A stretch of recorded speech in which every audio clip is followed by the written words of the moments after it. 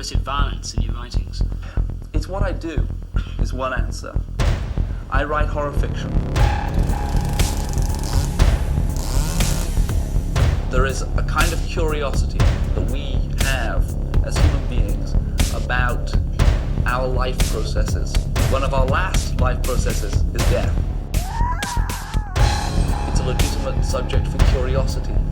We shouldn't be ashamed that the macabre or the morbid exercises some fascination upon us. I tell it like it is. If it's there in my mind's eye, I put it on the page. And that seems to me to be a legitimate way to write. Thank you very much for joining us. This is Written in Red, the horror reader and writers podcast. And we have an awesome episode here today for you where we're going to be interviewing extreme horror author Rayne Havok of such works as Killstreme. Is it Mukbang Princess? Am I saying it right? Mukbang, Yep. yes. Mukbang Princess. Mukbang. And many, many others that we're going to talk about with her. And we got a lot of questions from the great listeners of the show that they put up in our Written in Red Facebook group. If you're just listening to this show and you want to become more of an active participant, we encourage that. You can go right into the Facebook group, and we always put up who we're going to be interviewing on this new format. And feel free to ask questions. But we're going to give a quick housekeeping update before we get into the interview. But before we do that, we'll just, as usual, introduce ourselves for any new listeners. I'm Aaron Beauregard, the Splatterpunk Award-nominated horror author of books such as The Slob, Son of the Slob, Nightmare Nirvana, and my newest one, Modern Hysteria, that's going to be coming out on April Fool's Day, available on Amazon. Daniel? Daniel J. Volpe, Splatterpunk Award-nominated author of Talia and Left to You. My newest book, Only Psychos, is available now on Amazon, published from D&T Publishing. It's available in ebook, paperback, and hardcover. And if you guys want signed copies of any of my work, feel free to reach out to me on pretty much any social media platform. And this is a great episode. I'm looking forward really to talking to Rayne, so let's get to it. Roland Bursey. Hey everybody, Roland Bursey Jr., author of Unbortion, winner of the 2020 American Fiction Awards, finalist in the 2019 International Book Awards. Also author of Payback is a Witch, Pre-Thanksgiving Stress Disorder, and then I have a couple of stories and anthologies, one in The Baker's Dozen and another in Battered and Broken Bodies.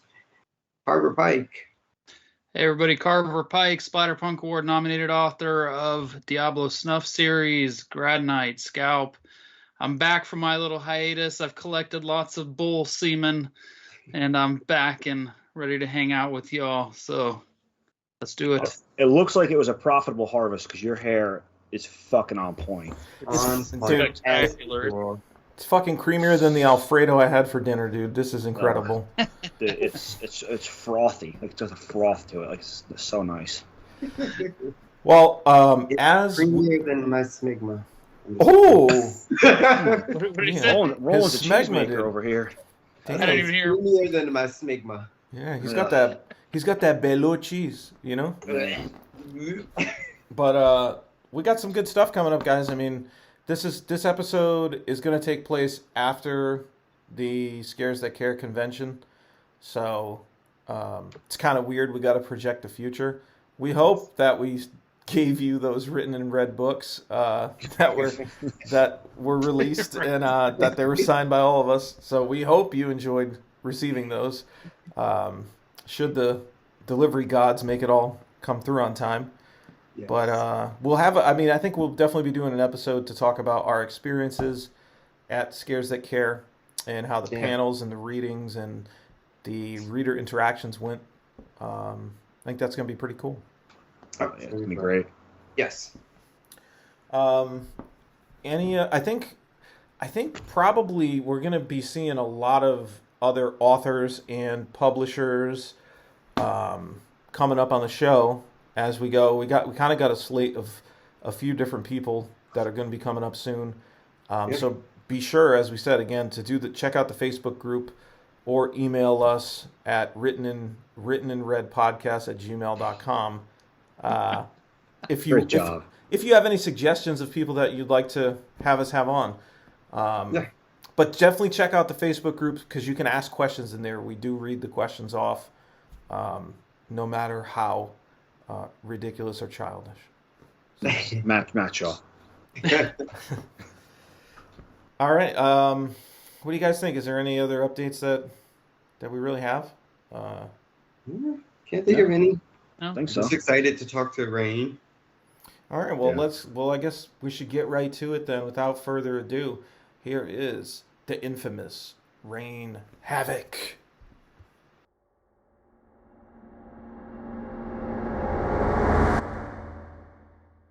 All right. Thank you, everybody, for joining us here on the Written and Read podcast. That is the Horror Reader and Writers podcast for our interview segment. And this week, we are going with a lady, finally. We've had two great gentlemen so far. I want to thank Lucas and Wes for the initial interviews. We had a great time. But this is going to be incredible, guys. This is none other than Rayne Havok. There's applause. There's applause. Author of what? Killstreme is probably one of her most popular and controversial books. But you have quite a few, Rayne. Do you want to just maybe open up, tell us some of the work that you've completed? Sure. Yeah, just some books that you think are fucking dope. Maybe let's start with that. I mean, Killstreme, obviously. I like Necrosis. Tantalize is good. Boys, that gets a lot of people riled up. Ooh. Not in a good way. In the down way. Awesome. All right. I just wanted people to kind of know in case they might have read any of your work. That way we get those brains working because mine clearly isn't yet. But we're happy to have you here. And Thank you. We got a buttload of questions from various people that check out the show, our listeners and viewers. So we're excited about those. But Roland, you want to open up maybe with the sort of standard? Yes, but I have to mention Mukbang Princess because that was one of my favorites. Yeah. Did you guys read that? I did, yeah. Oh my goodness. It made me hungry. That was I was fucking very great. hungry. Yeah. Yes. Sucked So on. Rayne, I have a question for you. Like, when did you know you wanted to start writing? Like, when take us on that journey from start to right now where you are. I think I'm one of those that just kind of always was a storyteller, whether I was young and just making shit up. I think it started then, probably 5, and I would just literally lie to everybody. It was the weirdest thing. I had like this compulsion to just say weird things and gauge people. I didn't really write them down until I was probably like middle school. Then I started actually focusing elsewhere, like not just lying to people, but making stories up and doing something with them. Yeah. Yeah, I guess I was probably in my 30s before I actually realized that I should focus it or hone it to where it is right now, you know. Oh, awesome. So you weren't like in middle school writing like these anti-boy Yeah. extreme horror stories. It's so weird because kind of. I don't know. Like I'm kind of a people watcher, and guys are just really freaking weird to me. Like they lurk and they're creepy, and like if you pay attention, they're kind of always looking at your boobs. So even that young, I was like, damn, It's like fucking grody. So kind of. I mean, if you like the guy, then it's not gross. But for the most part, like old dudes just kind of always grossed me out. That's where it came from. Yeah, I think I've always been a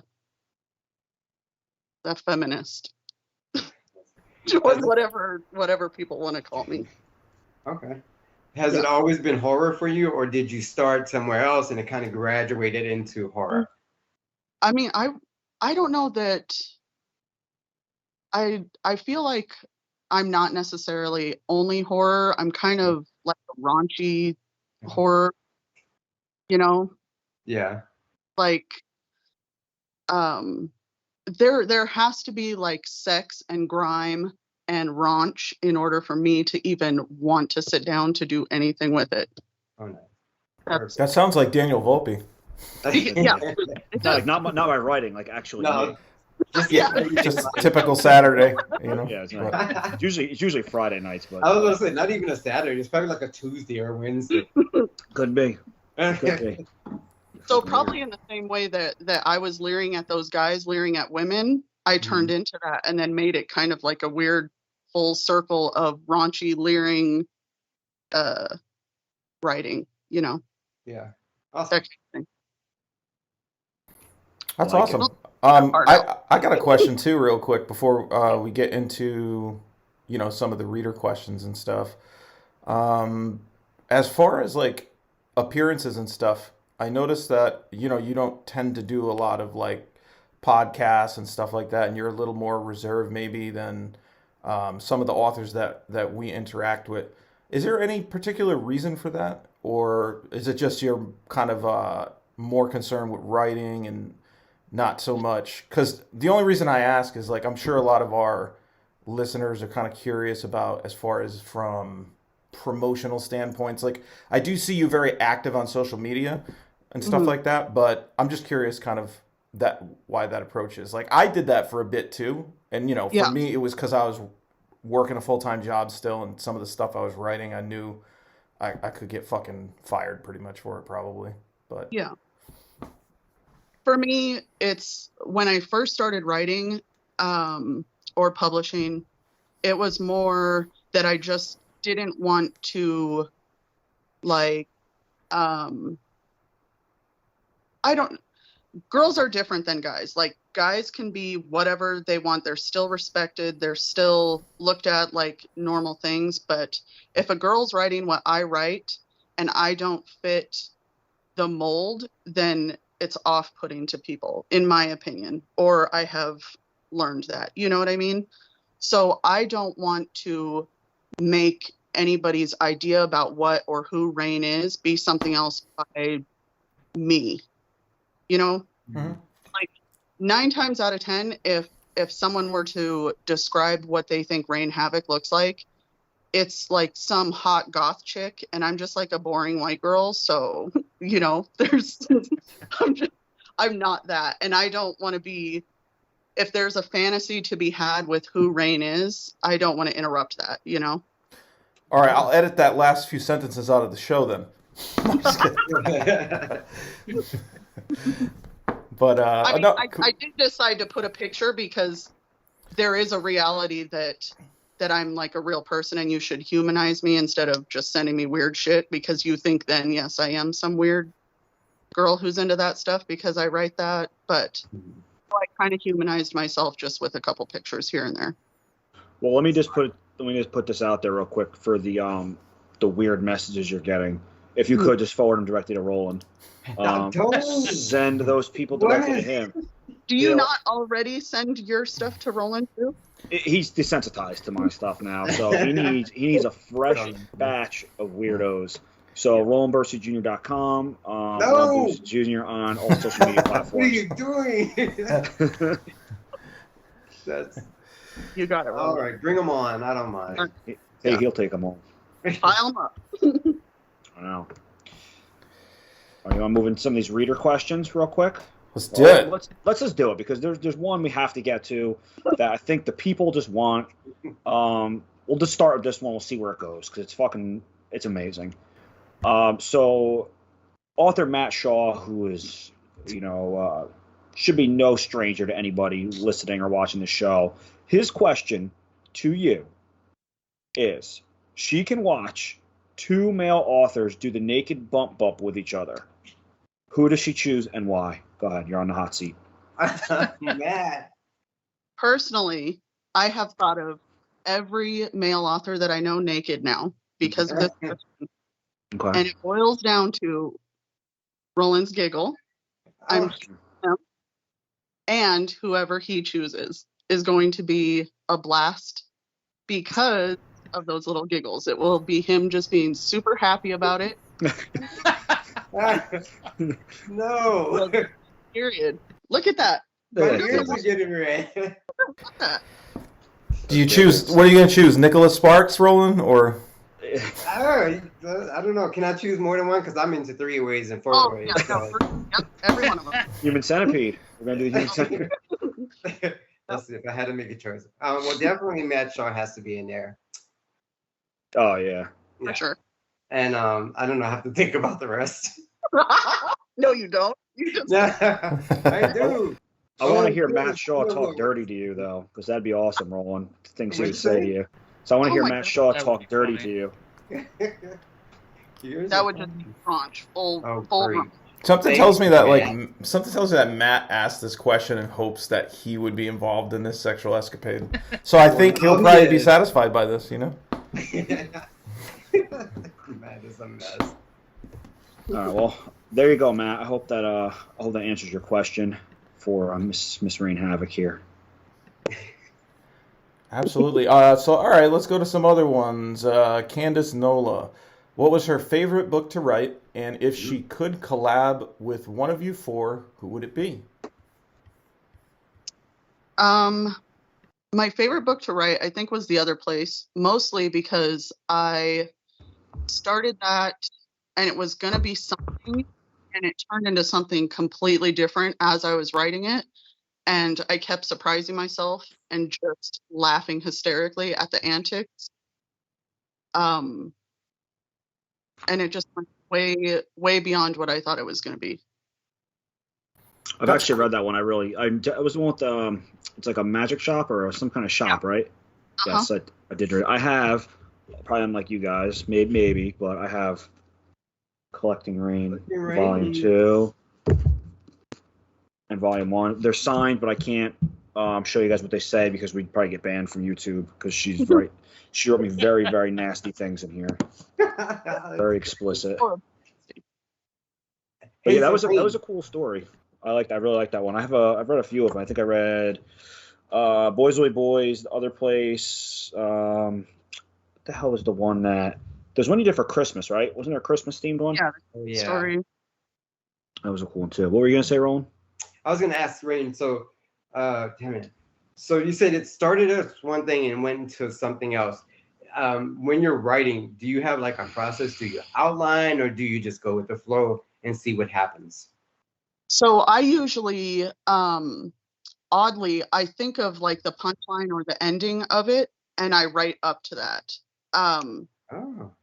But sometimes the ending will change after I get to know the people or understand them better. I really, sometimes I will outline. I definitely take notes like nobody's business, but I don't always follow those notes, and I don't always even look at them.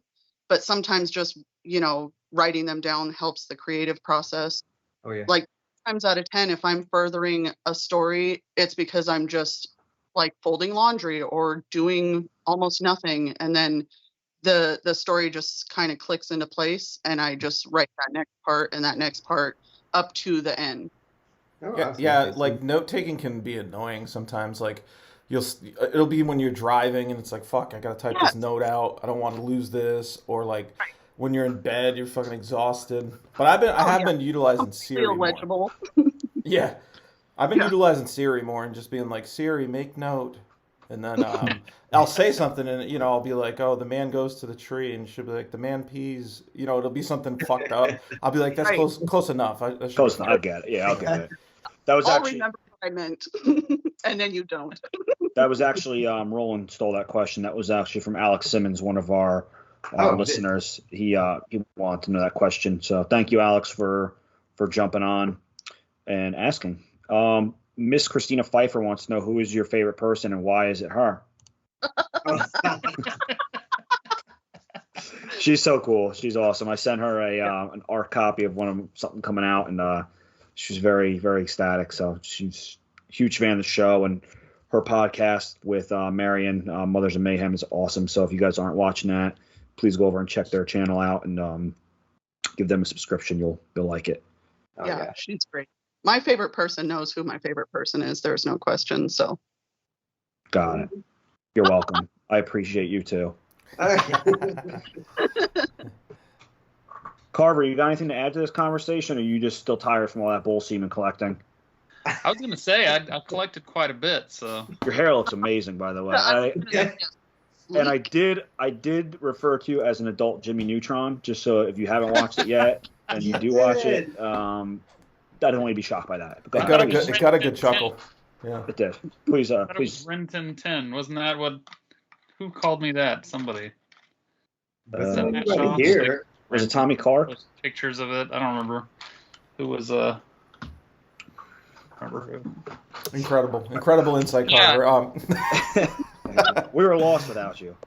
Right, I know you're big on Godless. Like I remember when Drew was all over podcasts when he was doing like Bazong and stuff like that. Your name was coming up all the time, man. He was like, you were like his superstar and stuff with Godless. I remember he was talking about Rayne Havok like all the time and stuff. So I know you definitely publish like on Godless and stuff like that. But do you just I know you do some self-publishing, but have you gone the traditional route? Do you just self-publish? Have you done like a hybrid? What's your normal like way of doing things like publishing and your kind of business side of things? I am far too untrustworthy to sign contracts with most people. If they want shit done by August, I'm like, I don't know if I can do all that. And then I start stressing out about it come like the day before August. And then I finally sit down and do something.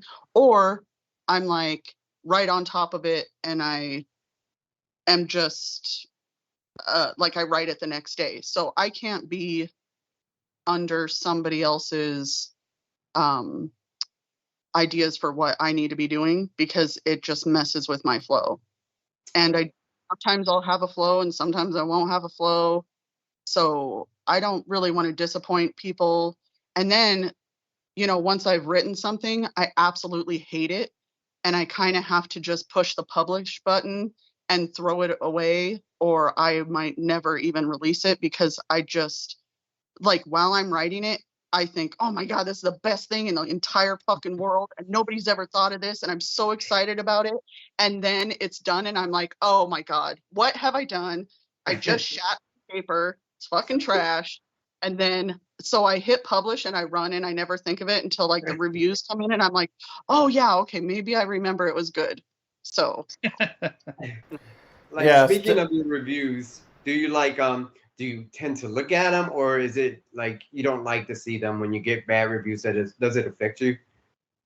I love bad reviews. I'm actually obsessed with reviews. I literally read them all. I like them all. I talk to people about them. If they write bad reviews, I'm like, oh my God, let's be best friends, because also one time I thought this was shit too, and I totally get where you're coming from. I love bad reviews, actually. Some of them are my favorite things. They call me trash. They call like my entire family should be lit on fire. Like, they go deep. And I'm like, damn, you are funny. And maybe I should take hints on like this material and put it in my books. Yeah. That's great. I love them all of them, every single one of them. I think it's an important thing to kind of be able to have that thick skin, because, and I mean, this obviously is a podcast that a lot of aspiring writers listen to, but that's a great point. It's like, you have the thick skin to be able to handle it. If you're just moderately successful, like if you're an aspiring extreme horror author and you become moderately successful, be prepared for that hate. Like, and I'm talking like legitimate hate. Like, it's not that they didn't like your book. Like, they don't fucking like you. They fucking hate you. You know what I mean? And your born child and absolutely everything you've ever done, they hate you. So it's like, be prepared for that to happen. Like, if this is something that you want and you want to go down that road, I don't really see that with, if you're writing like a calm drama, maybe some romance stuff, like if it gets more like kind of crazy. You might get like some baddie people, but the shit we write in particular, I feel like you know you're gonna get some shit that is gonna be upsetting to the average person, and you just gotta learn to let it roll off. Well, You know? and I noticed too, if you write another genre, they're able to separate the characters from the author. Like if you're writing romance, nobody thinks you're really out there gallivanting in some reverse harem shit or, you know, like whatever. Right. They think it's your characters, but if I write getting tortured in a dungeon, all of a sudden I got cock socks hanging on my line outside or something, and I'm just not the person. It's just fucking. Unless you write about cheating in romance, man.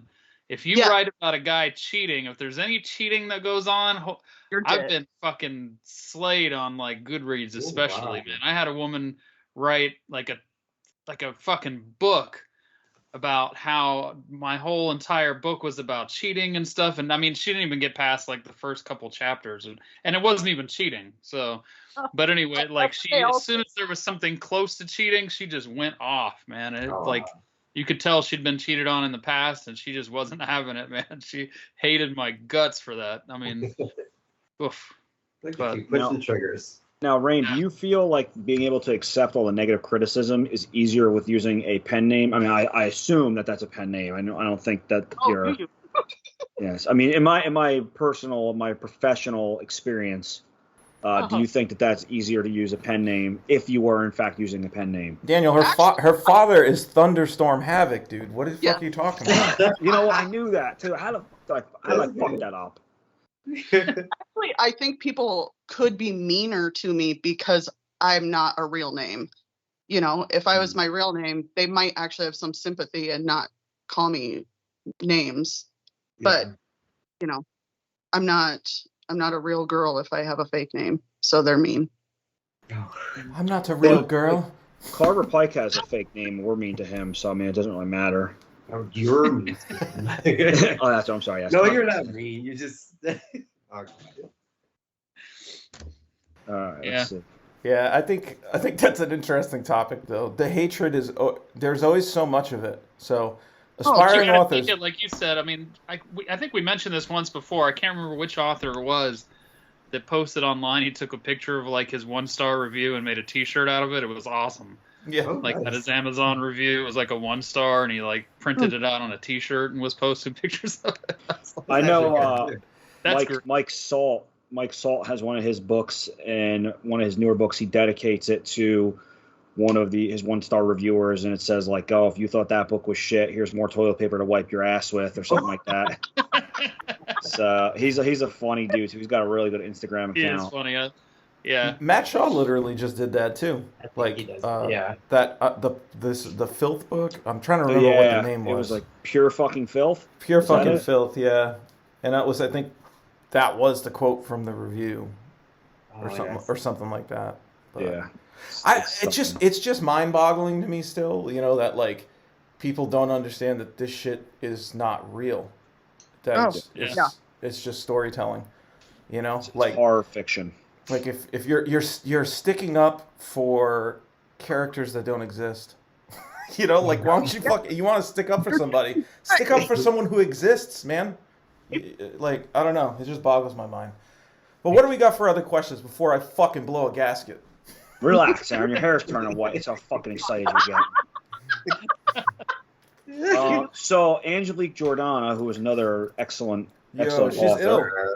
She's one of the illest, I dare say. She's awesome. She really is. She says she wants to know, do you write from experience? So are you abusing and torturing people? Where do you hide all of the bodies? Which you don't have to answer that because that's the, you still might. That one. Yeah, you might still be incriminated. The time's not expired. What's your favorite fruit? Uh-huh. And is there such a thing as too much? And I don't know if she's referring to fruit or dead bodies. So answer for both, please. Maybe cocaine. Yeah. First question: do I write from experience? No, I write from anti-experience. Yeah, like not zero of this stuff has ever even almost nothing. I just have a super vivid imagination, and if something comes in my head, I just like unwrap it and unravel it until it's just absolutely disgusting. I can make anything raunchy or bloody, period. Nice. The bodies, I do not have any, wink, wink. And favorite fruit, I don't know, I'm boring, probably an apple. Actually, yeah, like a gala apple is That's probably very boring. Look Is for the it bodies is it under the gala? apple. I always thought I'm it was not saying gala. I'm Yeah. not going to banana because that's perverted. I think it's gala apple, which makes it even more boring. Oh, yeah. She can't even pronounce it. That's all right. Yeah. Well, no, I Sorry. thought I was wrong. That's just me. You know what, Aaron? You probably Maybe I'm what? wrong. Everybody's wrong. We're all wrong. No one's right. Yeah. It's honeycomb. And is too much? Is there such thing as too much? And that is fruit and dead bodies. If there is a too much, that's my goal. Like, I want to get to the point where somebody's like, damn, bitch, that is too much. And then nobody likes it. And everybody's like, turned their back on me. And they're like, I used to think you were cool. I used to like your writing, and you have gone too far. That's like, okay, now I can rest in peace. Like, I successfully done it. Bucket list shit. Yeah. Yeah. That's why like I need There's that. not- I feel like I want to get to the. I can like totally relate to what you're saying. Like just fucking. You should never have to be like afraid to go somewhere. In a story that doesn't exist. You know what I mean? Like, Exactly. like you should be able to do anything, but it's like sometimes as we progress further in our careers, like if we're depending on certain things, it's like, these fucking these ideas, you almost got to worry sometimes, like, fuck, did I go too far? Because you don't, the sensitivity of our society with stories that don't exist is just, it's a dangerous thing if you're trying to make money. So that's sort of the balancing act. And it's like, you're sort of sacrificing a piece of your soul. Like sometimes if you're not going as far as you could. I haven't had to do that yet, but I'm in fear that, one day it's all just going to come crashing down. And I'll be working at Starbucks. Well, that, and can you go farther the next time, because you're always expected to go farther and farther. Yeah. You don't want to go too soon. Can you or beat you're- it? Right. Yeah, and that's another excellent point too, Carver. Because if you start getting away from what people are used to, even if you just write something that's a little more mainstream, your readers are already expecting to have flayed dicks in all your stories, and they're not getting flayed dicks. Right. They're not going to know what the hell hit them. If it's like a ghost story with no flayed dicks, what are they going to do? Right. So that could also have another adverse effect. Or if you try to genre hop, but Yeah. Well, I think it's also important to say, like, we want people to have range too, and you shouldn't be afraid to have range. Like, I've done stories that probably aren't, for people that read like my more hardcore stuff, it was probably a little bit different, you know what I mean? Like, but it still had those moments, but it wasn't oversaturated to the extreme like some of the other stuff. And I think that's okay, like stretching your legs into like a supernatural thing, or something that is crime related, maybe, like, because it goes hand in hand with horror. But well, let me ask Rayne, what do you think about that as far as like genre hopping sort of stuff? Like, do you have any plans, or would you say any of your work sort of blends genres? Anything that you want to? So that's another one of those things that you will lose readers for not stretching your legs, and you will lose them because you've stretched them too far, or in an appropriate way to say that. You have to have range, and I feel like anything I want to publish, I will just publish under this pen name, because I'm not good at keeping track of records and doing all that. Like, I wrote one, Lost Soul, for Godless. That's my last release on there. And that's not even horror. It's kind of like a weird suicidal love note. I don't know. It's weird. But I was like, fuck it, I'm putting this out. I don't care. I liked the story. Some of my stuff doesn't even have blood in it. It's just like erotica. I'll put that out there. And I haven't had anybody necessarily say, that I shouldn't do that, and I probably wouldn't listen to them anyway. Because, like I said, I'm just bad at keeping track of things, and I'd probably just post what's her face's stuff on Rayne, and then I'd forget. So you should write whatever the fuck you want. You're a writer. Write it. Yeah. But get out of your head, or it's just gonna live in there forever. And at least if we're honest about it in the blurbs and stuff, and have some. That's why, like I said, I tend to put in my blurbs of whether it's extreme horror or not. Mm-hmm. I'll definitely mention that it is extreme horror if it's something like my Diablo Snuff stuff, where something that, like Faces of Beth coming up, I wouldn't say is extreme horror. I don't think. Yeah, I probably wouldn't consider that extreme horror. So definitely not in the same sense as like Diablo Snuff. So I'll make that clear in the blurb. You know what I mean? But to me, like the spectrum of what people consider to be like super offensive or like extreme or whatever, it's just so varying from person to person. And it's like the sensitivity level on some people is like, we put our sensitivity to 11. It's like it's Spinal Tap. But then there's other people that, you could hit them with a fucking sledgehammer in the head. And they'd say, "Thank you, sir. May I have another?"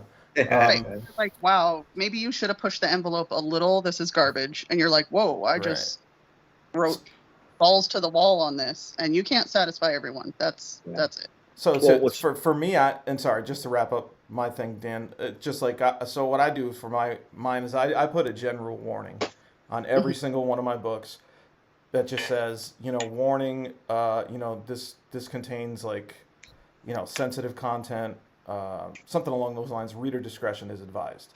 General, nothing crazy, but just know if you're getting into it, like something could happen that bothers you. If you want to take that stop risk. if it hurts. Right. Well, what's funny too is we've talked about this before: trigger warnings and putting warnings on your books. You don't know what's going to upset people. So, like, Left to You is probably my least extreme book that I have out, and a solid portion of that revolves on the Holocaust with some very graphic imagery, and I haven't heard like a peep out of people about that, besides that's emotional.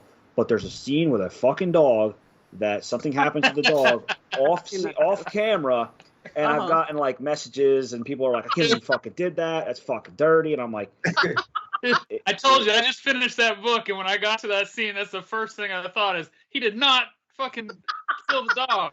Yeah, so motherfucker. You just never know what like I said, their sensitivity level to certain things. And obviously your books are a lot more sexual violence than, I mean, it's sexual violence for the most part from pretty much everything I've read. So I think if somebody's read one of your books, they really shouldn't need too many trigger warnings going into the other ones, because they're going to be like, all right, I know what I'm in for. I know it's not going to be worse or more extreme than this. So, let me just dive in, see what happens. Yeah. Head first. Yep. Always. All right. We have another question from the Donna Latham. Awesome. Is it one boop or two? It's one boop. One boop. Okay, Donna, one boop. That's it. If you have the official Rayne Havok stickers, you would know that. It just says boop on it. With a very, very large eggplant. So obviously you are into gardening. Yes. There is a scene when I wrote it, it was like 2016. I honestly almost took it out because back then I don't even know that most people knew what a boop was. So I was like, this shit is not going to even get understood. But she, cuts his wiener off, boops him on the nose with it. And it literally just took off, and I laugh every time I think about it. I thought you were saying boo all this time. I'm like, boop? Yes. Boop. Boop.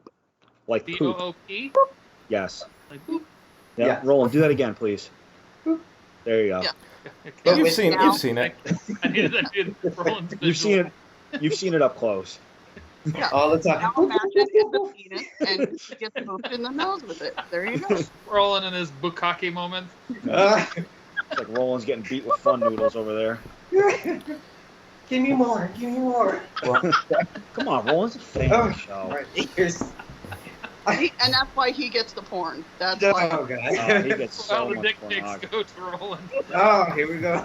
He welcomes them though. He like You know I asks do. for them. I have. Yeah. I haven't got one from you three yet, so what are you waiting on? You're gonna see it live, kid. Oh, well, we yeah. wanted to put them all in the same picture at once and send it we to want you. you That's to why. guess. We want you to guess who's is who. Yeah. Oh, my God. I think you'll be able to tell because one's gonna be gray, one's gonna have hair product in it, And one's going to be bald. one's gonna be bald. So Me in that email. I'm like, Daniel, is this you? smooth like a swimmer's body. Well, listen, I could talk about cocks all day, but Yeah. we have readers or listeners Yeah. that have questions, and let's Wait, go to I have a Ray. question for Rayne. Okay. So, Rayne, you put out material pretty fast. I'm a slow writer. You know, everybody's. Do you ever get to a point where you have writer's block and just don't know what to do next? And like, if you do, how do you get past that? What do you do to move forward? I don't necessarily ever have writer's block. Really? My brain just works too fast sometimes, Oh, nice. Okay. and I can't really slow it down to like pinpoint a story that I want to work on. But usually life will dictate whether or not I can write, or if I have the time to write. You know, I still work and I still do all the other things that people have to do every day. Yeah. That sucks. Yeah, I know. It sucks that you have to do those things. I hate those things. all things. They're the worst. Do you have any hobbies or shit like that, like outside of writing? This is an interesting question. I don't think we've asked anybody this. We haven't. I do not. Incredible insight. You fucking heard it here, written in Solid red. answer. You were just She saying has this is no gonna be a great hobbies. question. There's a Awesome reason it answer. hasn't been asked. Next question, please. Garbage. Incredible insight. Yeah, no, I don't know. I really just scroll Facebook and talk to people and like interact with things, and then make dinner and go to bed. So That's good. Fair enough. And sometimes we're so beaten down by the day that we're like, what the fuck's a hobby? You know, you have nothing, you know. yeah. A hobby is overpower. Well, actually, you know what? I think Ray's question is pretty cool. He says, do you prefer to focus on one story at a time, or do you have multiple projects on the go? I know you just kind of said a few minutes ago, like, that your mind's racing 1,000 miles a minute, so I'll be interested to see. Do you do multiple? I can usually do like a longer piece at one time, at the same time as I write something that's completely different from it. That's why most of my work would be varying, because, you know, if I'm in like the mind of some evil guy who's just like torturing and hell-bent on like fucking the world up, I can't necessarily be like, ooh, and now this is like sexy time over here, or, you know, without it being convoluted, or like, then all of a sudden the sexy stuff is getting a little too raunchy. You know what I mean? Like, okay, so I can do a longer piece and get that out at the same time that I write something that is completely different and shorter. But I can't necessarily do a bunch of things, or then they just kind of cross in my mind and I lose the momentum in one of them. Gotcha. That makes sense. Excellent answer. Just incredible stuff. We don't want to get our brains tangled. It's critical. That's exactly, yes. That's true. I see a lot of authors. I know, like Lucas Milliron posted a picture of his whiteboard the other day. He has like 8 different projects going, and they're all at varying lengths, but most of them are in like 20 to 30,000 word range already. Like, I couldn't do that. It would drive me insane. I just recently had to do something similar. I had to stop a project to start another one for a deadline, and I just went back to the previous one now, and my brain's like not in it, so I have to try to restart. So Daniel, you say try that banging makes your sense. fucking head against the wall. Yeah, Oh, you know what? I should. That's a good idea. I was gonna jump down. I was gonna fall down the stairs backwards, but that's a better idea. No, I hear that because it could be tough, dude. Like, and think about it this way, right? So for the person who is more focused on like generating revenue, doing 8 projects at one is not a good approach if you're trying to streamline your revenue and have releases every few months or so. Yeah. You know what I mean? So like, I think people got to think about it from that way too as well. Like if you're trying to get that revenue, which a lot of us are. Yeah. You know? I've mentioned before, like I struggle with that a lot when I try to go back and forth between like horror and the romance stuff, or like the darker romance, like the motorcycle club stuff and all that. Like I can't really force my mind to go back to the other genre just because it's time, you know? Sometimes I'll finish a horror book and try to go write the other genre, and I just can't. Like I need to write another horror book or at least a short story or something like that. Like I'm just not finished playing and kind of that dark side of my brain, I guess. Damn, that's fucking ominous, dude. That's ominous. Like a finger in the ass may help you transition right back into romance. Like if you need a quick you know. Two, maybe. They don't do that for me. Yo, you don't write romance, motherfucker. You just greedy. Roland's gonna start writing romance now. Just a couple fingers in there. Couple. You gotta go with the tongue. You gotta go with the duck face. Yeah, you have to go like this. Yeah. I'm so sorry, Ray. Oh, we have a guest. I'm sorry. I'm gonna behave. I promise. Oh, boring. I know, right? Yeah. Well, here's one from Joshua McMillan. He released. Did he just release his second book? Maybe. I know he released one, and I think he's promoting his second one, right? Yeah, something like that. And it's with D&T, right? Daniel, do you know? Yeah, he had his first one was with D&T. I believe the second one will be as well. Cool. So he's a good guy, listener of the show. He asks, well, what is something that you would like to see more of from the genre? In what direction do you think the genre will or should go? Damn. I get it. It's like you're the lone wolf, you know? You're just like fuck everyone. I don't give a fuck about the genre. Yeah, it means nothing. Fuckers.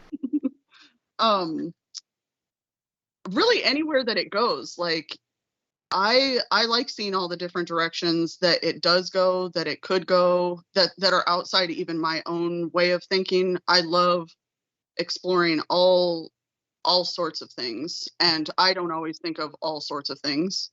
So I like, the slobby poo poo and all that, not necessarily all the time for myself to read because it's fucking disgusting, but I like that it exists because there are tons of people who love that. Yeah. Shit slathered on covers. I'm like, okay, but I like mine a little more raunchy, so maybe vaginas and wieners on the cover, but we can't have that. So I like all of it, and anywhere that it can go and will go, I'm just super excited for it. I love this genre, and I wouldn't really be happy if it didn't exist to its fullest potential. Yeah. So let me ask you this, because this is probably going to come up later. Is there anything that's out of bounds for you? Is there anything that you won't write, or there's something you won't read if you're like, all right, this has this in it, like I'm not fucking touching this, or writing something and you're like, I will not do this? Anything? Do you have a boundary? So personally and mentally, I do not have any boundaries. Like, I'll think of anything, I will touch on anything, and if it suits the story that I'm writing, I would hope that I wouldn't stop myself from doing whatever needed to be done to make the story complete. But I don't necessarily know that I would intentionally write something that would be off-putting just to do it. You know what I mean? Yeah. I wouldn't make a book about killing dogs, like, period, because that's just a bad idea. because I already know that. But if there needed a dog killing in a story that I was writing, I wouldn't necessarily stop myself. So I don't have any boundaries, and I can read boundaryless and watch movies boundaryless, and nothing offends me. I'm just like super. So I have a question for you, since we're talking about boundaries and stuff, because I know you had issues with Amazon. Like, it was Killstreme, right? They got yanked down and you put it back up and it got taken down again. There were issues with that one, right? Yeah, thanks for reminding me. Well, It's just well, uncovered. well, that was going to be my question, was what was it, like the big deal with it? Because I know I've read Killstreme, and Killstreme was pretty sick, but I mean, there's a lot of really sick shit out there that's on Amazon and stuff. So was it somebody like reporting the book? Were they giving you a reason for it and stuff? Amazon will never tell you anything. Well, yeah. And Yeah, I don't know if it was necessarily reported or if it was just caught on some sort of algorithm. I will say, though, that I am 100% sure that because the violence was so violent against the opposite gender that it usually is, was probably the triggering moment. I actually had many conversations with men who were completely offended that I had tortured a penis to the extent that it had been tortured. They were just like, I couldn't read it. I was shaking. I had convulsions. And I'm not even like exaggerating this. Like, this guy's like, I had to put it down like 5 different times to even get through it. And I'm like, oh my God, like, a woman's vagina will be just ripped to shreds and we're supposed to just read it like it's a fucking everyday thing. And a man gets a fucking big ass dong shoved up his wiener, and all of a sudden we can't tolerate it. So yes, Yeah. I know why it was, because it was a man tortured. Well, I remember when I was reading Killstream, and I think I told you this when I was starting it, before I got to the point where roles kind of were reversed and shit got switched up. It started out almost seeming like it was I didn't know you as a person. I didn't really know you much as an author, even. That was my first time reading your stuff, and I was like, man, she seems really into, like, this guy wants to rape this chick. I'm like, this is weird coming from a female author, that she seems so about this. I was like, I'm uncomfortable. Like, I don't even want to read on. Like, this guy's, because basically the concept of the story is the guy's shopping around to basically, I don't know, I can't say too much because it's a short story. Really, everyone's already read it. Way, but I don't know what I can explain. So he's basically just he wants to perform in the snuff film, right? Yeah. Yeah. So he's like kind of shopping around for that online and stuff. And so, anyways, he gets into that kind of situation, and he's like all about it. And I was uncomfortable reading it. I almost put the book down. Like, man, I feel dirty reading this. You know what I mean? Like I'm actually watching a snuff film. Like, he's so into it and stuff, and then shit gets reversed, and I was like, hell yeah! Yeah, exactly. Pass the wall! Push this dick! Yes, you had to like him, or, I mean, not necessarily like him, but you had to be on his side. Like, you had to be ready to torture this girl, and in that mindset, and so I put you in that mindset, and then, it's more surprising when I can get you to root for the person that I'm about to demolish. So, yeah. That's the fun part, is the switching it. And I think this is we had an important conversation a few episodes back about diversifying. We talked about diversifying your portfolio from a standpoint of having a hybrid system. Maybe you have some with publishers, some self-published. And we talked about how having everything published with one publisher could be dangerous if that publisher shits the bed, or your works get tied up rights wise after that. But I think in the day and age that we live in, as far as censorship and how it is such a big issue, and it is something to be fearful of and prepared for, diversifying your self-publishing as well, having a backup plan should things shit the bed, is really important. And it's honestly, it's still something that I'm working on myself. Like, I haven't even gotten to that point. But I mean, Matt Shaw, we'll have to ask Matt a little bit more about it too when he comes on, because he had like a real difficult time, and he was one of the person that stressed to me about making sure you have a fallback should something like that happen.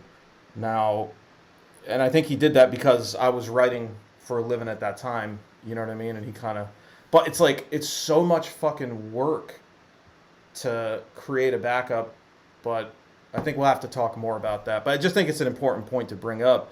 Did you change anything in the way you operated, Rayne, after having that band, or like how did you kind of approach it moving forward from there? I don't know. I have not necessarily done anything. I actually have not published anything on Amazon since then, because I was so, like, I don't want to say traumatized, but it's kind of traumatized. Mm-hmm. I'm like, I can't just write what I want to write without my entire, like, pen name going away. Basically, Amazon can just take my shit and then I'm done, and I have to start over and find, like, new things. I didn't, I couldn't really get back on the horse after that. So I did some stuff at Godless, and I think I'm finally back into like the mental game of publishing again, where I'm still comfortable that I'm just gonna do it. Whether I'm not really good at diversifying, or again, like have different baths. I should probably do that, but I don't necessarily take myself seriously enough as an author to justify time spent doing that kind of stuff, and I should maybe, but maybe that'll come in the future. Yeah, I think it's tough because, you know, when you're juggling everything in your normal life on top of that, right? And, Right. And then now you're expected to learn all these new things on top of it, all the other stresses in life, and it can very quickly become too much. But it's like, you know, you're a good writer, and it's like you should try and push for it if you can, because, you know, I think you could reach that next level potentially, and it's like you don't want to you don't want to miss out on that. You know what I mean? Like it's Thank you. Trust me, it's annoying, and like when I'm not saying that I'm on that next level either. I'm just saying, like, I'm fortunate enough to be able to write for a living, but who knows what we're talking about right now could be gone tomorrow. I don't know. Sure. And it's like, but to get there, it is a grind. It is a, you know, it can be extremely depressing when you're working like exhaustive hours, coming home ready to fucking pass out, and then you're formatting a book or writing a book for like 4 or 5 hours on top of your day. You know what I mean? So it's like you got to really, really want it, but it is possible. That's the thing. It is possible if you do really want it.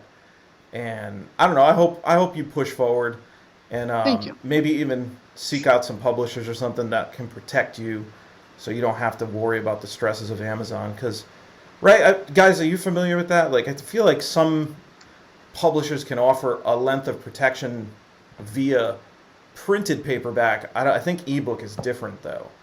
Yeah. I know with like the way Godless does it. I mean, not a lot, but I know like Regina Watts will sell you ebooks directly from her website. So there are ways, obviously, to do it, to send people Mobies or EPUBs. A lot of people don't like sending PDFs, but the other ones you could do direct to digital as well. And as for being printed, it might be a little more difficult, and I think what are the sites you can go on, like Ingram Spark? Can you go on? Is Ingram one of the ones you can print your own paperbacks? Ingram, you could do Barnes and Noble. Yeah, Lulu's the other one.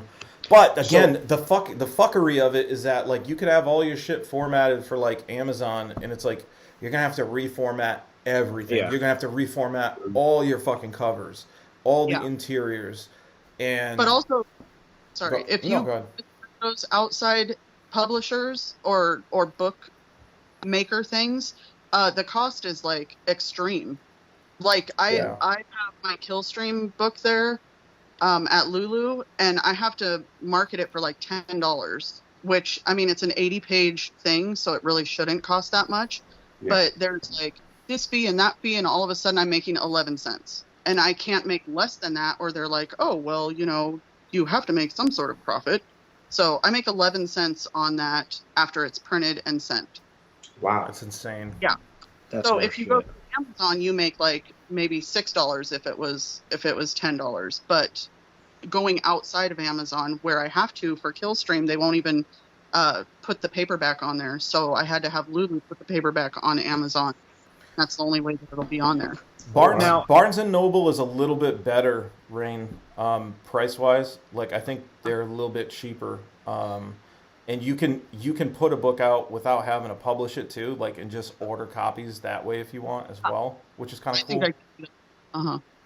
Yeah, that's what I was going to ask. Can you go through a local like printer? I know with Jack Bantry, with like Splatterpunk and some of these other places that do like these chapbook size books. Could you find a local printer, you think, and have 1,000 copies run off and then sell them direct to people? You think that would be an option, or would you rather stick it out with the way you're going right now? I could probably do that. Yeah, for sure. That's what I did. That's what I did personally. Like initially, before I even figured out like how to do Amazon, is I used a company called Digipod, and they printed like me 100 copies to try the new candy. Like that was the original pressing of it. And it was a pretty cool experience, and I think like it's not super expensive, but it's definitely more expensive than what you'd get with Amazon for sure. Which is unfortunate. It's like Amazon's going to be the cheapest for everything, but they're not willing to stick up for their artists, unfortunately. Like, no. It's not worth the headache for them, for somebody as small as us, They're just exactly. And they'll only tolerate like one email, and they're like, you're fucked. Get out of here. Like, I don't even want to waste the manpower that it spent to open this email. You're just done. It's canceled. Oh, wow. Yeah. It only takes one person, literally one person. Yeah, it literally does. If somebody just puts it, then you're just done. So speaking of that, and this brings me around to another question, what do you know now that you wish someone told you when you first started writing? Do you think that if somebody came to you initially and said, hey, if you write this stuff, it's going to be a very, very arduous uphill battle. You're going to have to fight with censorship, and you have to fight with Amazon and readers. Is there anything that you wish somebody had told you? Do you wish you knew that information in the beginning, or you just say, fuck it, I'm happy with the way things are going, and there was really nothing that I needed in the beginning to start off? I actually don't think I could write anything but what I have written and what I will always write. It just, my head does not get out of the gutter. It's grimy, messy, it's like sloppy. So I could never, I know the money's in like straightforward romance. If I could just get a dude to like a girl and they just do sex stuff like normal fucking people, I could actually just make some money. But instead, I'm like, but what does she want to do to his butt? And what? I hear a monster in the room. Like, it just can't be normal in there. So even if people were like, you're only going to last like 30 days and there's 3 stories that you're going to make, and like they were totally psychic and I was going to get canceled tomorrow, I'd still only do what I've done because it's all that will come out of my head, period. Hey, speaking of what you've done so far, like, have you let your family and friends read a lot of your material? And if you did, do you feel uncomfortable doing so? Like they might judge you or something like that? I have 2 adult children, 21 and 19, and they just like 6 months ago, I had my author copies of Collecting Rayne 1 and 2 out, and my son, who's the older one, was like, why do you just have like fucking 30 of these? And I was like, what? And he's like, Rayne Havok, what's this? And he starts like flipping through it. And I was like, well, this is super awkward. And I was like, yeah, that's what I write. And he's like, oh, I thought you were a romance author. And I'm like, absolutely not. So they just now learn what I do, and nobody else knows I'm Rayne Havok. So interesting.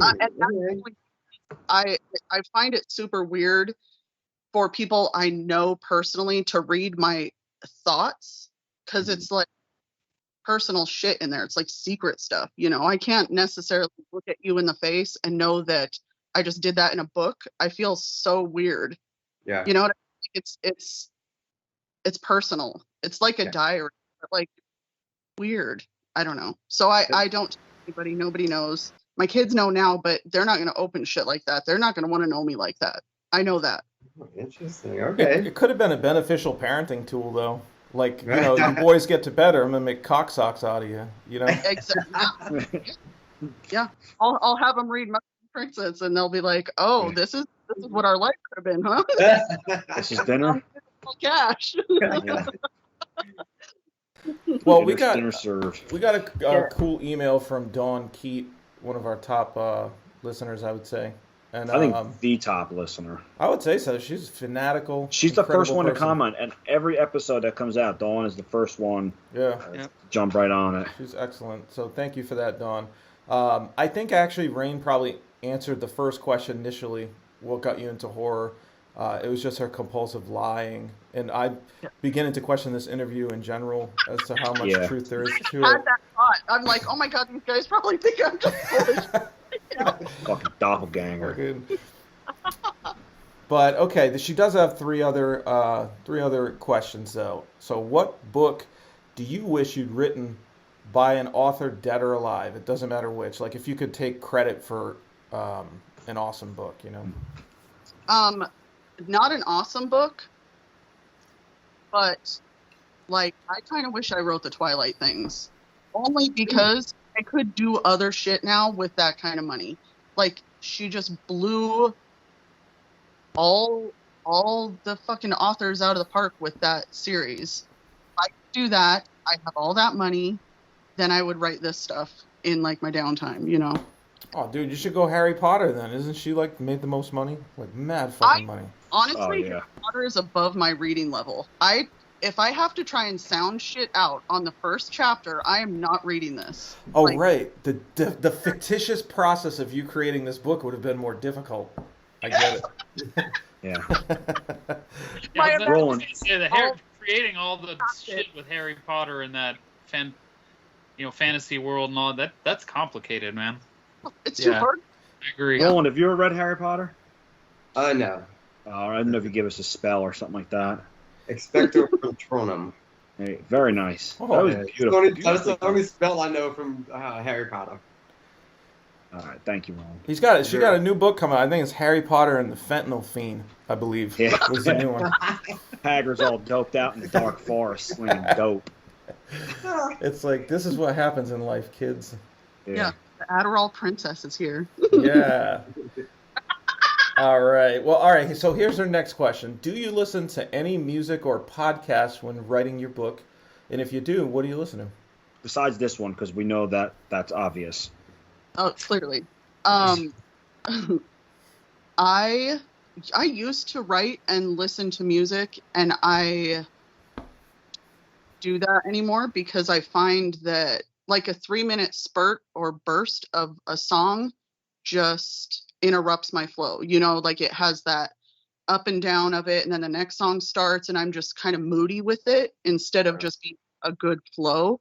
So I actually turn on like a horror movie that I've seen 100 times. Yeah. And I write to that because it will have like a good climax, a good crescendo or whatever the fucking words are, and then a good low for the end. So my writing would be like a good hour and a half with leading up to what I'm doing, the peak, and then the down, and my chapter's done. So, because we talked about this with Wes last week, actually. Somebody else asked, and we were talking about listening to different sounds, like the sound of fire or thunder, and how I listen to like some 80s like synth wave. Like I can't do any vocals because that just fucking throws me off, but instrumental stuff's okay. And I recommend, if anybody is big fan of like old school horror movie soundtracks and stuff, Waxworth Records, they create like and put out old horror soundtracks, and those are pretty cool because it's, you know, there's no vocals to it, it's just the fucking creepy horror soundtracks. Because I thought of on YouTube or something. Where do you find those? You could probably find the movie soundtracks by themselves on YouTube, but I have like I do records, and Waxworth, they do like a monthly pack where they'll send you, like they sent the Carrie soundtrack for the last one, and like Texas Chainsaw Massacre 2. Some of this shit is just fucking ridiculous. Like the songs are fucking terrible on it, and I'm like, is this really logical for me to do this? But I think it's kind of cool though. I don't know. Some of them, I'm sure it's hit or miss, but some of them, I'm sure, are actually really good to listen to. The fucking Exorcist soundtrack is so fucking intense, dude. Like, I fucking have a panic attack listening to that shit. I'm like, yo, this is too much. But so you have a boundary. yeah, I fucking curled up in the fetal position when it came on. Dawn have another question because I have questions. She's got one more, and then you could take the floor. Absolutely. What book has scared the hell out of you and has stuck with you after reading it to this day? Oh. I don't know. I was like I'm not the kind of person to get scared, really. Like, I'll walk in dark alleys, I'll yell at people, I don't know. I was reading horror even when I was younger, and I don't necessarily remember being scared. That's fair. I mean, some people don't get scared, you know? The things that do scare me, though, are like underwater claustrophobia will literally make me pee all over the place. If I feel like I'm trapped like in an underwater cave or like something like that, but nobody's written it to the point where I actually feel like I'm there. So I read the deep. But Read the deep by I Nick just Cutter. finished that like literally 2 days ago. I listened to the audiobook. It was so good. That book made me feel like physically uncomfortable. The underwater claustrophobia and that book. Yeah. That got me. Okay, I'll try that. I'll try that and report. Because that's probably my number one fear is like suffocating underwater. Yeah. What about Buried Alive? Same thing? Like just claustrophobia in general? No, it just has to be like the surrounding of the water is kind of what does it for me. And if that were a horror book. I mean, heights are really what scare me, but you can't really write a height story for me. Maybe you can. I don't know. I'm not reading the right books, I guess, if I'm not getting scared. I agree with you about the deep, Daniel. I think if she read that, she'd probably feel that kind of uncomfortable. Okay. Yeah, the deep's definitely gonna make you feel uncomfortable. I think I own that, so I'll crack it open. Crack that bitch open and let me know. Hey, all right, Roland, hit her with Rayne, some I just questions. have one question or two questions. What is one of your favorite? I can go back to this book every time and reread it and reread it and reread it. So it's one of your favorite books, and horror or otherwise, and then one of your favorite movies, horror. Damn. I'm really gonna sound boring because first of all, the only book that I've ever reread was like, I'm pretty sure I was in like 7th grade, and it was the Buffy the Vampire Slayer novelization or something of the movie. I don't even know how it happened, but I loved that movie so much that I just wanted to read the book all the time, probably 15 times. But I've never reread a book other than my own, which I have to read like 105 times. So I like the initial reaction of everything so much that you can't recreate it, you know? So gotcha. I never reread them. Okay, so it's fair enough. And what about your favorite movie as far as horror? I'm pretty sure it's The Cube. Oh, it's a great movie. Yeah, it is. I love The Cube. I love that movie. Yeah. The first one. The other ones got kind of silly because there's a second one after that. Yeah. I write to that movie a lot. I worked at Blockbuster when that movie came out, and I was like, every single week we were allowed to have like a certain amount of rentals. Every single week I took that fucker home and I just watched it continuously. Awesome. It has to be my favorite movie. I know like every line, and it still does not get boring, and I love it every time I see it. Okay. Yeah, it's prime numbers. I feel like it kind of started. I've never seen that, by the way. Oh my god! Damn, it's so good. That's gonna be the new one. He's never even seen Trick or Treat, so I did watch Trick or Treat. Mary Danner sent me a copy of Trick or Treat. Oh, you watched and a fucking thing of Almond Joys. And he said he didn't like it. I watched You Trick didn't or like Treat. it? I don't like the ending of that at all. Trick or Treat? Trick or Treat, Thank yeah. Thank Yeah. you. It's not good. So you need to watch Cube and report back. I'm not going to buy you anything. You're just going to fucking watch it and you're going to... I actually think Daniel has seen all these movies. He says he doesn't, and he's just increasing his DVD collection. And it's... In his fucking candy bar collection. I crushed those. Those are gone. They were gone almost instantly. Fun fact, do you guys know that Daniel watches all of his films with his dolls? I do. They watch with me, Aaron. There they are in the They background. watch with me. So I don't even have kids. So Rayne, what do you call it? I want to ask you, what's the well, I think actually we probably touched on that. Let me skip that. From a horror writing perspective, like when it's all said and done and you're at like the end of the road, you're about to die, maybe you have some horrible like issue with your body, and there's sort of a time clock involved that you know you don't have much time left. What is it going to take for you to like feel good about what you did, like to be satisfied with your legacy, or is it just more of a hobby for you, or is there like certain set goals that you have that you'd like to achieve? Okay, I can honestly say I'm super happy with what I have accomplished already, because I didn't think that I'd ever be taken seriously, because I don't necessarily write for the masses or for anybody else. I write short shit that's like gross, and I didn't ever think that anybody would look at it and take me seriously. And I've been taken seriously by multiple people approaching me and wanting me to contribute to things and publish me in different languages and stuff like that. So I feel complete already, but I do have goals outside of that I would be disappointed if I died tomorrow.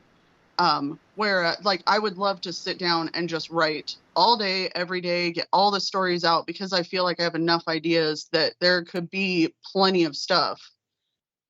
So I would like just a longer journey before I go, but I'd be happy just fine with what I've done so far. Awesome. That's good. Yeah, I think people should like take a step back sometimes and be proud of what we've accomplished. Often we're just seeking that, we're always looking forward and trying to achieve that next rung on the ladder, but it's like we work hard to get where we're at too, What were you gonna say? Sorry.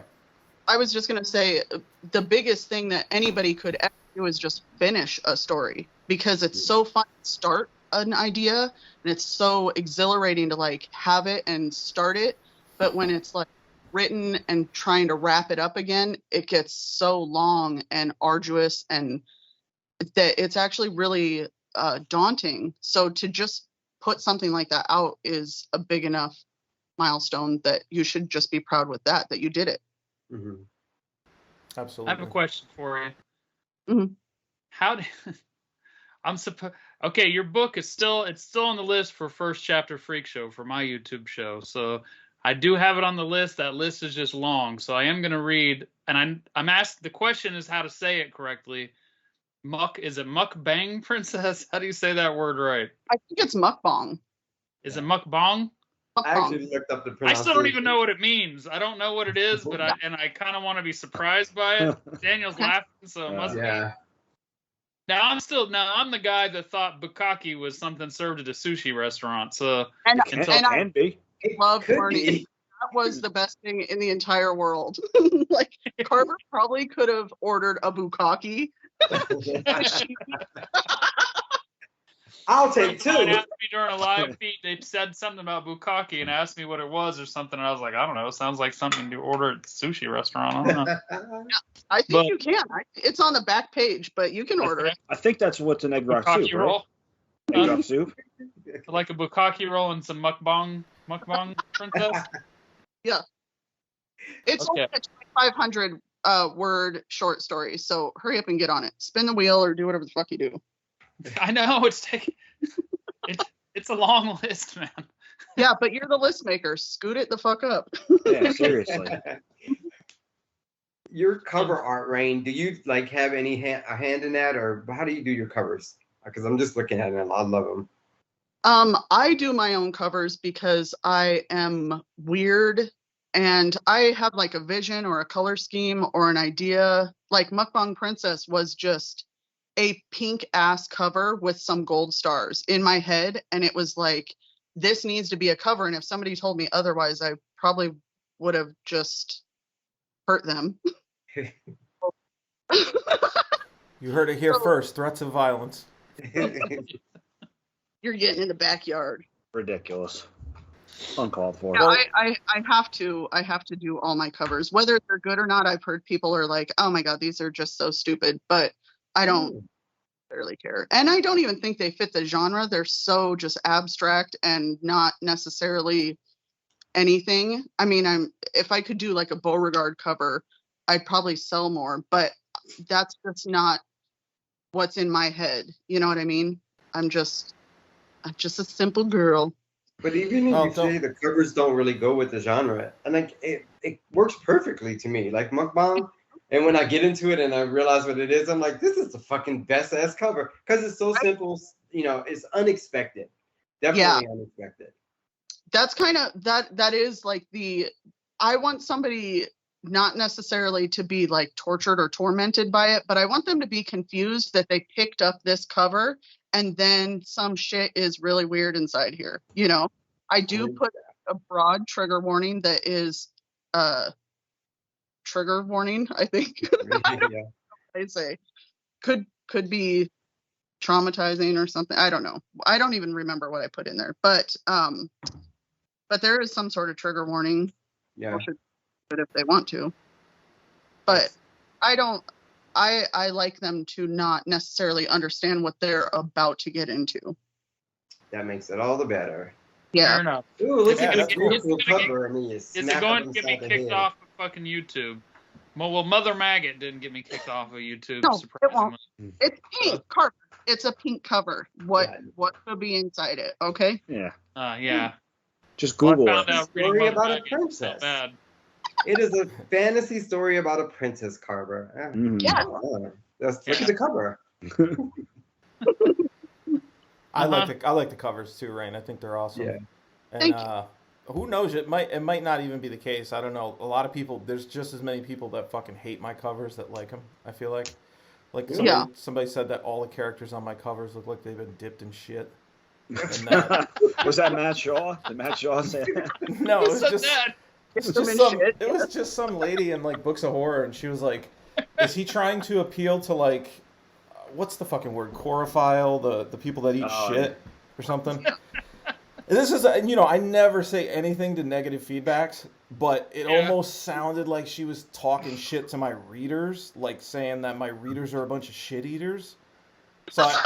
So that was, like, I debated it. I took a shower in the morning, and I was like, I got to say something for the readers. You know what I mean? And but it ended up being really good. She was, like, actually looked really sweet afterwards. She was like, oh, no, it's just a joke. I'm sorry. Then I was like, oh, it's all right. It wasn't a joke. She just got mad after you said it. Well, I mean, I basically all I said was I was just like, as an author, like, this is what we sign up for. Like, you could say whatever you want about me, but, please don't say anything about my readers, Yeah. And that was all I said. I just said, keep it to me, And then she apologized, and she was like, I'll delete it if you want. I was like, no, it's fine, like, it's cool. Like, you explained it. And then she's like, I want to give you a hug. I was just like, okay, hug. It's kind of weird though. But, I hope she's at AuthorCon. I want to put my hand on you. Yo, are you going to AuthorCon, Rayne? No. No. Do you do any stuff like that? I think that's kind of a good question. Or are you just straight up hermit life? I am hermit life, but I will go to those, just not as an author, and I will just be on incognito if I were to ever go. What area do you live in? What state? You don't have to give a specific. What's that? Arizona. Arizona. Oh, okay, cool. Arizona. Yeah. Hey, there's a place I saw on Closer to TV. Killer Con then. Oh yeah, there's a place in Arizona called the Wave. Have you been there? No. It's like a rock formation, but it's like really pretty. Oh no, I thought you were gonna go with like weird sex shop, but no. No. I was like, oh shit, where's he going with this? No, Yeah. I This saw is it on TikTok. how we know. This place is called the Wave, Yeah. where they stick weird shit in your butt. So No, that's Pikes Peak. Yeah, that's so sick. Oh, so Disgusting. Rayne, we always spotlight somebody on the show. You know, Carver's very passionate about this. He actually went out of his way to say, you know, we got to make sure that the other people that come on spotlight somebody. If you know, since kind of the person we're interviewing, we're spotlighting now. But who do you think people should read more of? Like, if you had to give one author a shout out to kind of tell people to read more of their stuff. I would have to say Ash Ericmore, and not just because I'm writing or have written a book with him, but because he's super prolific, writes a ton of weird shit, has ideas that are like fresh and new and fun and weird and wild, and there's an abundance of it. So like if you don't like one thing, there's 100 other things that you're probably going to like.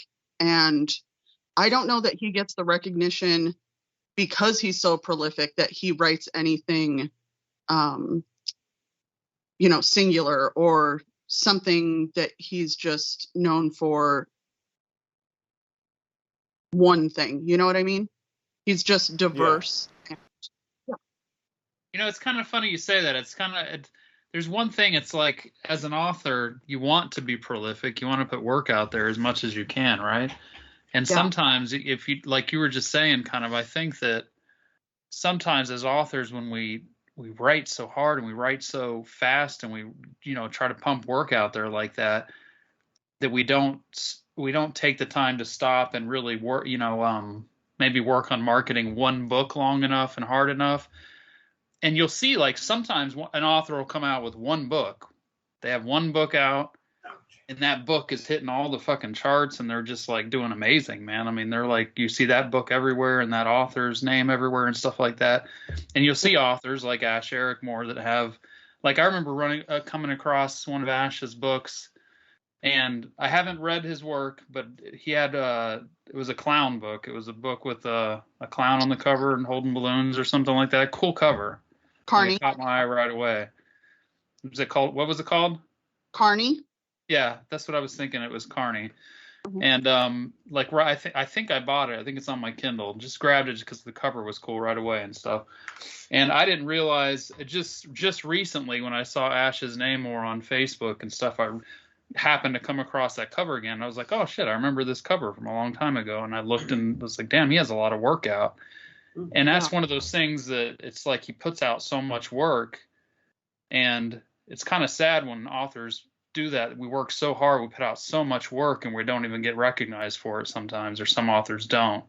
Yeah. And then you will see an author, like I said, who will put out one book and spend a lot of time on that one book and stuff and actually do well for themselves. You know what I mean? Does that make sense what I'm saying? It's a double-edged sword, I think. You know, you do want to have that much and that momentum and those ideas and be that busy, but people and readers like to conglomerate and read the same thing at the same time, and their TBRs, if you're reading Ash, are not always on the same page. Like, some people are 6 behind because it's been 5.5 days and he's put fucking 6 things out. So they can all come together and be like, oh yeah, let's read this one. And it does kind of, I think sometimes it bites him in the ass because of that. But, you know, he does reach a broader audience, and it should be even broader than that because, like I said, they're fresh ideas. I'm always just laughing hysterically, and I don't necessarily even want to laugh while it's horror, but he's really funny in his writing. So it's really entertaining, whatever you're looking for. Yeah, I agree too with the double-edged sword sentiment, because it's like, if you do, like you said, Carver, like, you could put like a ton of marketing into a book and then it still doesn't fucking catch for some reason. And it's like, Yeah. and you've spent 4 months, 5 months on it, and then you're like, fuck, you know what I mean? And it's like, whereas if you put it, but then again, like on the other side of it, if you're putting shit out too fast, it's like, Yeah. like there's not enough people getting awareness about it. I think personally, like, and just, you know, for the aspiring authors that listen, to me, like anywhere from about 2.5, 3.5 months is kind of the sweet spot in releasing, because I think that gives you an appropriate time to sort of gather up promotional materials. Like, you know, me and Dan do packages, you know, so that's kind of something you kind of have a schedule where you're getting that book ready, starting to promote it, release the blurb, release the artwork, then you're collecting, you know, all your fucking merch or whatever, and then, you know, by the time those people, like we were talking about this the other day, Dan, right? Like, we'll do 2 waves, a wave of paperback signed bundles and a wave of hardcovers. So those paperbacks will come first. That'll hit social media. Good promotion for the book as it's being released. Then you get those hardcovers. Same thing. Those hit social media. People share them. More promotion for that book. And then when that wraps up, you should be ready to reveal the package for your next book. You know what I mean? And I think, to me, like, as far as like generating revenue outside of Amazon, like that's a good process to me. You know what I mean? So I don't know. Yeah. Hopefully it works for others. But what do you think about that, Dan? Like, Yeah, absolutely. And I've seen Ash around, and I actually listened to him on the Mothers of Mayhem podcast, and it was really awesome. He seems like he's such a nice guy, and he is just he seems like a workhorse. But like we said, I feel like a lot of his stuff, and again, I haven't read anything, but I feel like a lot of it is just digital. Rayne, is that right? Is he doing a lot of paperbacks, or is it all digital? So he does mostly short stories, and he keeps those strictly digital, and the Godless things are digital. But if they're novel length, which I think he has a couple, he will do the paperbacks for those. But that's where the thing, they're short stories, so 50, 80, 100 pages. You can knock those out super quick, and you don't necessarily want to sit on that for 4 months. Yeah. You know, like, Yeah. it's a different thing altogether with the short story things. And the crazy thing is too is like the way Amazon works, and you know, you look into all the algorithms and all this stuff, is like Aaron said, when you have a certain schedule and your name is constantly popping up on Amazon, even if it's in an anthology, Amazon will continuously promote your stuff, because they're like, oh, this person's putting stuff out and they're getting a lot of views, so they'll work in the algorithm. And if you're putting stuff out every 2 to 3 months, I try to shoot for a longer work quarterly, and if I can get in some anthologies here and there, you know, throughout the year, great. I know like the chapbooks Aaron and I are doing for Dead Sky, I don't think they're going to be on Amazon, so that might be something that I might have to fill that release with another release just to get back on the algorithm for Amazon. So, you know, with Ash, it's something, you know, like that with Godless, that Godless is obviously we'll call them the anti-Amazon, in that, you know, most of that Godless stuff, especially the short stuff, like with you and Ash, Todd Love, Nick Robinson, these guys put out a lot of shorter works, so they're not getting into the Amazon algorithm, so it could hurt them in the long run. But like you said, I think Ash does a lot of series, right? Like he has the Smalls family. Isn't that one of his big things now? Yeah, for Godless right now. Yep. That's on Godless, right? Okay, I know I've seen that around, and I know he talked about it with Christina and Marion. Yeah. So hopefully he gets a little more recognition, and people can read his stuff, because he does. He seems like a great guy. Definitely have to check some of his Godless stuff out. yeah, and I think like on that topic of, you know, we're seeing a lot of like much shorter works released, and I'd be interested to know from the people that are releasing them. Maybe we'll hopefully have some people that are kind of prolific like that on the podcast and doing super rapid release. I'd be interested to know, like, you know, if you waited and formed a collection with some of these shorter works, and took more into promotion of a longer collection, if that might potentially be more fruitful, or you know, instead of get some stuff getting lost in the weeds, at least it's all together and it can be viewed, and then you're just increasing the price a little bit. You know what I mean? Now, So, Rayne, let me ask you this. So obviously, I have both of your collecting Rayne series over here. Was it more profitable for you to? Because I know most of these are probably like novella length, right? Yeah. So is this more profitable for you to release something that's 400 pages, or is it more profitable for you to release them all short little novelettes and novellas? So I have all my stuff in Kindle Unlimited too. So I make, I would say, outside of paperback sales that I send out myself, it's probably a wash. Like, I know a lot of my readers want the ebook, and then they want the paperback of the small thing, which I do paperbacks for everything, even if it's like 40 pages, because people want the cover or they just want to own it or whatever. And then they'll buy the Collecting Rain. So it's like threefold right there. I wouldn't say one or the other is more profitable. It really, yeah, I think it's like I break even. Like, I mean, across the board, it's pretty much the same. Hey, I'm going to go back real quick to the promotions. So, Rayne, I know I see a lot of your stuff on Facebook, but do you use other promoting sites like to push your work, or is it mostly just Amazon? Like, what do you do as far as promotion? I do zero things. I just my readers and my friends and other authors have done wonders for me.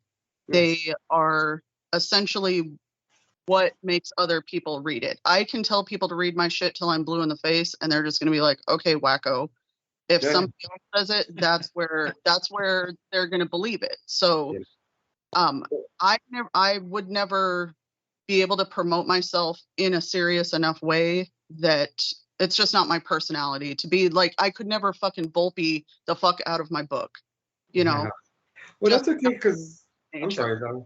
Word of mouth is great. I mean, that's how we started. So the more people that's talking about your stuff, the better. So that's a good promotion right there. Totally. And speaking of word of mouth promotion, a lot of it comes from readers, I feel like. And, we're fortunate enough that people are interested in the products that we offer and therefore are excited to share them when they get them. And that's a free word of mouth promotion. It's people working for you because they care about you and your work, and we always want to say thank you for that on every episode. And on every episode, we try to recognize one of these readers. But since we've had guests on the show, we've been sort of asking them if they would be interested in recognizing a reader. So, is there someone you'd like to recognize, Rayne? I do. I like to recognize John Tomlinson, who is John the Crippled Gimp. Oh, he's awesome. He's awesome. Yeah. I freaking, since day one, like, first book he read, he was just all in. And he's all about, promoting things, loving everybody, giving, his feedback, reviews. And I absolutely appreciate him. He's an awesome guy. He's a good friend to have, for the community, and just all around cool person. Awesome. 100% agree. He gives out some awesome reviews. Like you said, he's a huge fan of indie horror. He reads a lot of our stuff, and I know he's read a few of my books, and this gives me some great reviews. So, John, we appreciate you and what you do for the indie horror scene, and thank you for reading the stupid shit that we write. Yeah. Yeah, thank you, John. I've seen quite a few reviews of your stuff on my work, and they're always thoughtful reviews. They're always lengthy usually, and he just says some pretty funny shit in them too usually. So I find myself smiling. And then if I don't smile at anything he writes, I just look back at the name John the Crippled Gimp, and I always smile. Yeah, 100%. Yeah. Yeah, John is great, man. Thank you, John. Awesome. All right, so we've been going for about an hour and a half here, so I think it's time to kind of get ready to close things out. And when we close out, Rayne, we like to have our guest kind of harness their inner energy and give us a rapid fire book promo. It could be whatever book. Do you have something new maybe that's coming out? Or if not, maybe something that you think audiences have underread and is maybe underappreciated that people should check out. We'd be interested to hear it. I have Malefic coming out with Ash Ericmore on April 19th. Pre-order is up. Do all that. Pretty much what I'm working on. Where's the pre-order, Rayne? Amazon. Amazon? Okay, cool. Oh, shit. Bezos let you back. You don't know what I had to do to get back on there, so. We would like to know.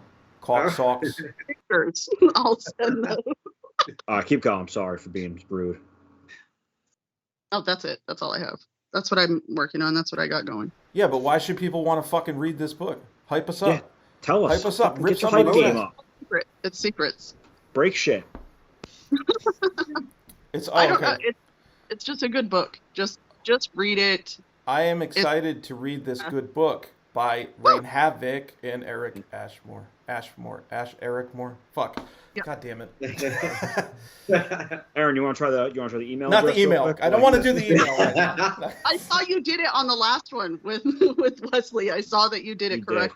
I got a fucking pat on the ass from the boys afterwards too. They were like, "You got a gold star." They're like, "Give me that, a boy," you know.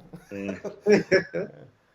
All right, well, man, that fucking promo was compelling. I'm excited as shit to check this fucking book out now. I do not self-promote. I'm honestly. Yeah, I know, but I feel the need to roast you. You know, that's what. Fuck you, do it or don't do it. That's it. Period.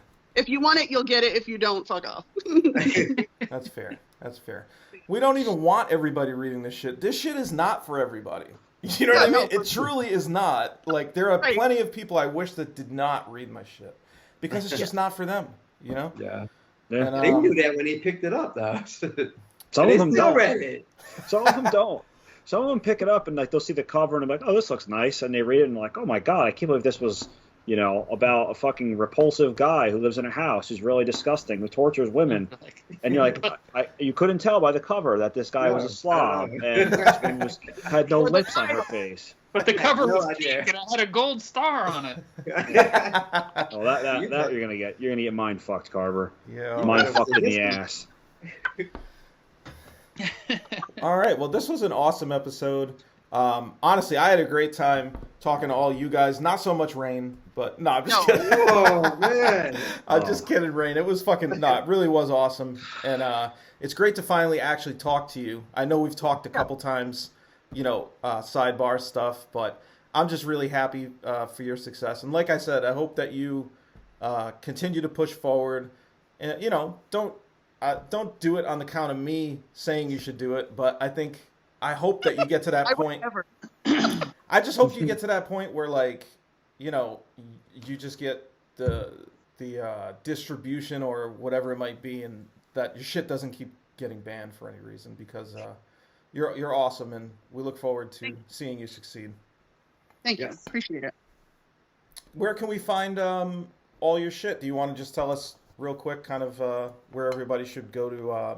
Do you sell signed copies directly to people and stuff too like that? Or I do, yeah. You can get Collecting Rayne 1 and 2 and Killstreme from me. I'm on Facebook. I'm everywhere under Rayne Havok, so search for that. Lips with a Sucker, that's me. Awesome. Did you come up with that? Yeah. I love it. Yeah. Yeah, it's super cool. I love it too. Yeah. That's awesome. Thank you. Yeah, I did have just the Rayne Havok Psycho be a square, and I'm like, this needs to be a little bit raunchier, and she needs to be sucking on this, so. Yeah. Well, if you really wanted to do it raunchy, you're going to have her sucking on something else, but. Yeah, that's handy cam too. She's already banned from Amazon. I was going to say, that would have got her banned also. Fuck, dude. Roland, are you talking about a penis? Yeah, I was talking about a penis. I was just checking. I wasn't sure. Great penis there. It's like to hear Roland say penis. Yeah. Why? Oh my goodness. It's gonna be a little one. So red. Yo. All right, close us out, Aaron. We're going off the rails. All Roland's right. Well, fanning again, himself. again, she is Rayne Havok. Please check her out on Amazon, on Godless. Do you do anything with audio, by the way? I do not. No. Not yet. Okay, so and then reach out directly via social media. Maybe Facebook's probably the best way for signed copies. Yep. And again, I'm Aaron Beauregard, and the author of The Slob and Wedding Day Massacre and Nightmare Nirvana. You could catch all my stuff on Amazon for the most part. And feel free to reach out. Same thing, if you need signed copies, I'm on most major social media platforms. Daniel J. Volpe, my newest book, Only Psychos, is out now. When this episode airs, we'll have just come back from AuthorCon, so I hope we saw a bunch of you people there. I'm on all the major social media. Facebook's the primary one, so again, if you want signed copies of anything, by the time this airs, I should have all my copies of Only Psychos, so feel free, if you didn't get on the pre-order for a paperback, reach out to me. Roland Bursey Jr. Hey everybody, Roland Bursey Jr. You can find me on my website, RolandBurseyJr.com. Stop laughing! What did I do? This fucking guy. Come on, Roland, hurry up. RolandBurseyJr.com. I'm on Facebook. I have a TikTok. Author of Unbortion. Author of Unbortion, Payback is a Witch, and Pre-Thanksgiving Stress Disorder. And we got our new book with Jack Bantry coming out, Exits. Yeah, send me a message, say hi. I'm always loving to talk to people. Carver. I'm laughing. I knew he was gonna start. No, I'm good. Yeah, I'm not gonna introduce myself this time because I just watched Roland do it and watched you guys laugh. No. You can find me everywhere. That's Carver Pike. Everything I have is on Amazon. You can reach out to me for signed copies too, though. I'm on all social media and everything as Carver Pike. And look me up on YouTube too. First Chapter Freak Show is my show there. I'm on TikTok and Instagram and Facebook and all those places. And yeah, that's about it. If you want to get that noodle firm, just read that Chris Genovese, right? Is that right? Yeah, pretty, yeah. You know, that's my guilty pleasure. Genovese is Yeah. the motorcycle club stuff. That's what I'm focused on more now. That and the horror stuff. Hell Nice. yeah, that's what's up. I love it. Well, it's been great, and I guess this is a message from the future. Since it's a future episode that'll take place in the past, I will say, like, I had a great time with you guys at the AuthorCon. It was awesome. Yeah, it was really fun. It was yeah. awesome. Yeah, Did I you- enjoyed seeing you guys. Do you remember that one thing that happened? Yeah. There was more than one, but We donated to Carver's jar. That bukkake was awesome. yeah, dude. All right. Well, again, if you have any questions, you can send it to the email at where, Dan? Where is that email? Written in Red podcast at gmail.com. Absolutely. Send them through because we're going to be doing more mailbag stuff, right, guys? Yeah, Yeah. definitely. Cool. So, And that fucking stupid Sam Cup. absolutely. Yeah, I know what you're getting for Christmas now, Daniel. You a Sam Cup. Yes. Fuck that dude. All right. Well, thank you again, Rayne. Again, we are the Written in Red podcast. And until next time, keep it 100% horror.